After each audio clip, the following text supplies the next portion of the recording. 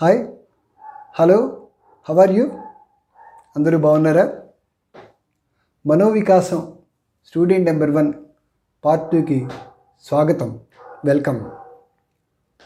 ఉత్తమాత్మానాఖ్యాత పితుఖ్యాతాశ్చ మధ్యమా అధమో మాతులఖ్యాతః శశ్రూశ్చ అధమాధమాః. ఈ శ్లోకం అర్థం ఏంటంటే, ఎవరైతే తన కాళ్ళపై తను నిలబడాలి అనే మైండ్ సెట్ ఉన్నారో వాళ్ళు ఉత్తములు.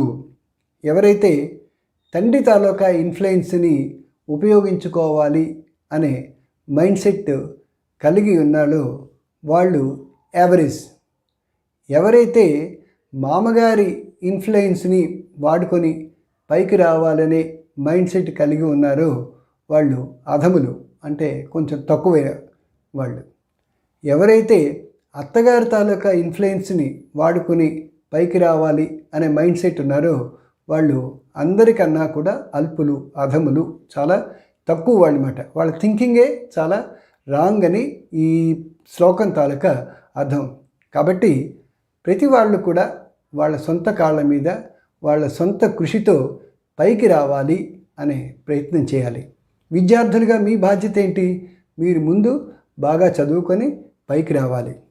సాధారణంగా ఈ కాలంలో విద్యార్థులు మీరందరూ కూడా మాకన్నా ఎంతో తెలివైన వాళ్ళు, చాలా షార్ప్గా ఉంటారు. కాకపోతే ఈ విద్యార్థుల్లో ఈ తేడాలు ఎందుకు వస్తున్నాయి అంటే కేవలం వాళ్ళలోని కాన్సన్ట్రేషన్, శ్రద్ధ ఒకళ్ళలో ఒకళ్ళు వేరువేరుగా ఉండడమే. కాబట్టి ఈ శ్రద్ధ అనేది నెంబర్ 1 చాలా ముఖ్యమైనది. తర్వాత హార్డ్ వర్క్, వాళ్ళ కృషి, వాళ్ళు నేర్చుకున్న దాన్ని ప్రాక్టీస్ చేయడం, వాటి మీద తను ఎలా పైకి రావాలి అని కొంచెం ప్లాన్ చేసుకుంటూ వాటి గురించి ఆలోచించడం. మూడోది ఆత్మవిశ్వాసం, కాన్ఫిడెన్స్. ఇవన్నీ ఉన్నా కూడా మనిషికి ధైర్యం లేకపోతే వాళ్ళు ఏ పని కూడా, అంటే పెర్ఫార్మెన్స్ అన్నది సవ్యంగా చేయలేరు, అనుకునే విధంగా చేయలేరు. అయితే ఈ కాన్ఫిడెన్స్, ఆత్మవిశ్వాసం అంటే ఏంటంటే నాకు తెలుసు, నేను చేయగలను అన్నది ఆత్మవిశ్వాసం. నా ఒక్కడికే తెలుసు, నేనే చేయగలను, వేరే వాళ్ళు ఎవరు చేయలేరు అన్నది ఏంటి? Over confidence. ఈ ఓవర్ కాన్ఫిడెన్స్ ఉంటే వాళ్ళు సరిగ్గా ప్రిపేర్ కాలేరు. సర్లే ఏముంది పరీక్ష రాసేద్దాంలే అనుకుంటారు, అనుకున్నట్టు వాళ్ళు పెర్ఫామ్ చేయలేరు. కాబట్టి కాన్ఫిడెన్స్ అన్నది, ఆత్మవిశ్వాసం అన్నది ప్రతి విద్యార్థికి అవసరం. కానీ ఓవర్ కాన్ఫిడెన్స్ ఉంటే దాన్ని సవ్యంగా చేయలేం. ఇకపోతే మీరు చదువుకుందికి మంచి స్కూల్ కావాలి, ఆ స్కూలు బాగా చెప్తారు, పలానా స్కూల్లో మనం బాగా చదువుకోవచ్చు, ఇక్కడ మంచి ర్యాంక్స్ వస్తాయి అని మీరు జాయిన్ అయితే అక్కడ వాళ్ళు చదువు చెప్తారు. కానీ ఎంతవరకు చెప్పగలరు? వాళ్ళు ఇచ్చిన కోచింగు మీకు 50% మాత్రమే కంట్రిబ్యూట్ చేయగలరు. మిగిలిన 50% కూడా మీరు మీ సొంత తెలివితేటలతోటి, మీ కృషితోటి, వాళ్ళ గైడెన్స్ తోటి పరీక్షల్ని అవి రాయగలిగి వాటికి ప్రిపేర్ అయితే తప్పకుండా మీరు మంచి సక్సెస్ని తీసుకురాగలరు. అంతేగాని ఏదో మంచి స్కూల్లో చదువుతున్నాం కదా, నాకేం పర్వాలేదు, నాకు మార్కులు వచ్చేస్తాయి మీరు అనుకుంటే అది కేవలం మీకు ఊహే అవుతుంది, భ్రమే అవుతుంది. కాబట్టి మీరేం చేయాలి అంటే, దీనికి వేమన గారు కూడా ఒక మంచి పద్యం చెప్పారు. వేమన శతకంలోంచి మళ్ళీ మీకు ఒక పద్యం వినిపిస్తాను. విద్యలేనివాడు విద్యాధికుల చెంత ఉండినంత పండితుండు కాడు, కొలని హంసల కడం కొక్కెరయున్నట్టు విశ్వదాభిరామ వినురవేమా, విశ్వదాభిరామ వినురవేమా. ఒక కొలంలో హంసల గుంపులు ఉంటే అక్కడ ఒక కొంగ వెళ్ళి నిలబడినంత మాత్రాన, కొంగ తెల్లగా ఉన్నంత మాత్రాన హంసలా అది మారిపోదు. అలాగే గొప్ప విద్యావంతులు, పండితులు ఉన్న జాగాలో విద్య లేని వాడు వెళ్ళి కూర్చుంటే అంత మాత్రాన వాడు పండితుడు, గొప్పవాడు అయిపోడు. కాకపోతే వాళ్ళ ఇన్ఫ్లుయెన్సు, చదువుకున్న వాళ్ళు గొప్పవాళ్ళతో మనం తిరగడం వల్ల వాళ్ళ ఇన్ఫ్లుయెన్సు, వాళ్ళ ప్రభావం మన మీద చూపిస్తుంది. వాళ్ళలాగే మనం కూడా కృషి చేస్తే తప్పకుండా కొంతవరకు రీచ్ అవుతాం. కానీ కృషి లేకుండా మనం ముందుకు రాలేము. కాబట్టి ముందుగా మీ విద్యార్థులు ఈ కృషితోటి, తర్వాత కాన్సంట్రేషను, అలాగే కాన్ఫిడెన్స్ తోటి ముందుకు వెళ్ళాలి. బాగా విద్యాభ్యాసంలో ఎక్కువగా ఇన్వాల్వ్ అవ్వాలి. ఏ పని చేసినా దాని మీదే మీరు దృష్టిని పెట్టాలి. అంతేగాని సెల్ ఫోన్ చూస్తూ చదవడం, టీవీ చూస్తూ హోంవర్క్ చేయడం అలాంటి పనులు వీలైనంత వరకు చేయకుండా శ్రద్ధను మాత్రం, కాన్సంట్రేషన్ని బాగా ఇంప్రూవ్ చేసుకోండి. ఆ తర్వాత మనకి ఇలా ఎంతోమంది గొప్ప గొప్ప వాళ్ళు మన భారతదేశంలో ముందుకెళ్ళి అత్యంత ఉన్నత పదవుల్లోకి వెళ్ళిన వాళ్ళు ఉన్నారు. అలాంటి వాళ్ళు మీకు ఈరోజు ఒక ఐపీఎస్ ఆఫీసర్ గురించి చెప్తాను. ఆవిడ the first lady IPS officer. ఎవరో ఊహించగలరా? ఆవిడ పేరు మీకు తెలుసా? కిరణ్ బేడీ. ఆవిడ పేరు చెప్తేనే the strong and very great lady.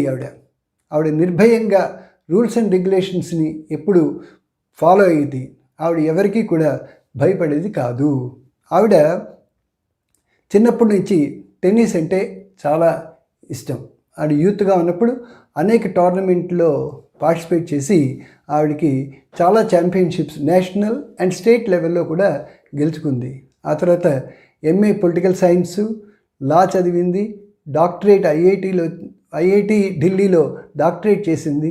ఇలా చదువులో గొప్పగా చదువుకొని ఐపీఎస్ ఆఫీసర్గా ఢిల్లీలో ఆవిడ పోస్టింగ్ ఇచ్చినప్పుడు, ఆవిడ ట్రాఫిక్లో ఉన్నప్పుడు ఒకసారి ఆవిడకి క్రేన్ బేడీ అని కూడా పేరు వచ్చింది. ఎందుకో తెలుసా? ఇందిరాగాంధీ అప్పటి prime minister, the national and international figure, ఆవిడ తాలూకా కాన్వాయ్లో కారు రాంగ్ పార్కింగ్లో ఉందని చెప్పి క్రేన్తో రోడ్డు పక్కన పెట్టించింది. అంటే ఆవిడ ఎంత ధైర్యవంతురాలో తెలుసా? అలాగే హద్దు మీరి అక్కడ లాయర్స్ అందరూ యాస్టేజ్ చేస్తుంటే వాళ్ళకి లాఠీ తడాక చూపించింది. అలాగే ఢిల్లీలో క్రైమ్స్ ముఖ్యంగా లేడీస్ మీద చాలా ఎక్కువగా జరుగుతుంటే వాటినన్నింటినీ అరికట్టడానికి, డ్రగ్స్ మాఫియాని ఆపడానికి ఎంతగానో ఆవిడ కృషి చేసింది. ఆ తర్వాత ఆవిడ ఐజీ తీహార్ జైల్లో పనిచేసినప్పుడు అక్కడ కొన్ని రిఫార్మ్స్ని తీసుకొచ్చింది. ఆ రిఫార్మ్స్ అంటే అందులో ఉండే ఖైదీల తాలూకా కష్టాలను చూడడం, వాళ్ళకి యోగా ఇలాంటివన్నీ నేర్పించడం, చాలా రిఫార్మ్స్ అక్కడ తీసుకొచ్చింది. దానివల్లే ఆవిడికి రీడర్స్ డైజెస్ట్ వాళ్ళు ఒక సర్వేని కండక్ట్ చేసినప్పుడు ఆ సర్వేలో ఒక 100 మందిని తీసుకుంటే పేర్లు అంటే అతి గొప్పవాళ్ళు, ముఖ్యమైన వాళ్ళు దేశంలో వాళ్ళని తీసుకుంటే అందులో ఈవిడ అత్యుత్తమ వెరీ హానెస్ట్ సిన్సియర్ ఆఫీసర్గా నెంబర్ 1గా ఈవిడ వచ్చింది. తర్వాత ఈవిడ యునైటెడ్ నేషన్స్లో కూడా యునైటెడ్ నేషన్స్ పోలీస్ ఆర్గనైజేషన్లో కూడా ఒక మంచి ఉన్నత పదవిని అలంకరించింది. She is the first Indian and she is the lady officer. అది అంత గొప్ప ఆవిడ. ఆ తర్వాత ఆవిడ ఇండియాలో 35 ఏళ్ళు సర్వీస్ చేసి తన పదవికి రాజీనామా చేసి సోషల్ సర్వీస్ చేయాలని ఒక ఆశతో, కుతూహలంతో వచ్చి ఆవిడేం చేసిందంటే ది ఇండియా విజన్ ఫౌండేషన్ అని ఒకటి స్థాపించింది. తర్వాత కోర్ట్ షోలు నిర్వర్తించడానికి ఆప్కి కచేరీ అని ఒక కోర్ట్ షో కూడా నిర్వర్తించింది. ఆ తర్వాత 2011లో యాంటీ కరప్షన్ మూవ్మెంట్ అనేది ఇండియాలో పెద్దగా వచ్చింది, చాలా పెద్దగా వచ్చింది. అందులో ఈవిడ చాలా యాక్టివ్గా పార్టిసిపేట్ చేసింది. 2015లో బీజేపీలో చేరి ఎలక్షన్లో ఢిల్లీకి సీఎం క్యాండిడేట్గా కంటెస్ట్ చేసింది. ఆ తర్వాత ఆవిడని పుదుచ్చేరి లెఫ్టినెంట్ గవర్నర్గా ఇప్పుడు ప్రస్తుతం అదే పోస్ట్లో పనిచేస్తున్నది. ఆవిడ ఏ పోస్ట్లో పనిచేసినా దానికి వన్నె తెచ్చేది. ఎక్కడున్నా కూడా సిన్సియారిటీని వాటిని విడిచిపెట్టకుండా అతి గొప్ప ఆఫీసర్గాను, మంచి వర్కర్గాను పేరు తెచ్చుకుంది. మీరు కూడా ఆవిడ లాంటి వాళ్ళని ఆదర్శంగా తీసుకుని గొప్ప వ్యక్తులుగాను, గొప్ప సిన్సియర్ ఆఫీసర్లుగాను అవుతారని చెప్పి నేను ఆశిస్తూ, ముందుగా మీరు స్టూడెంట్ నెంబర్ 1గా అవ్వాలని ఆకాంక్షిస్తూ సెలవు. All the best.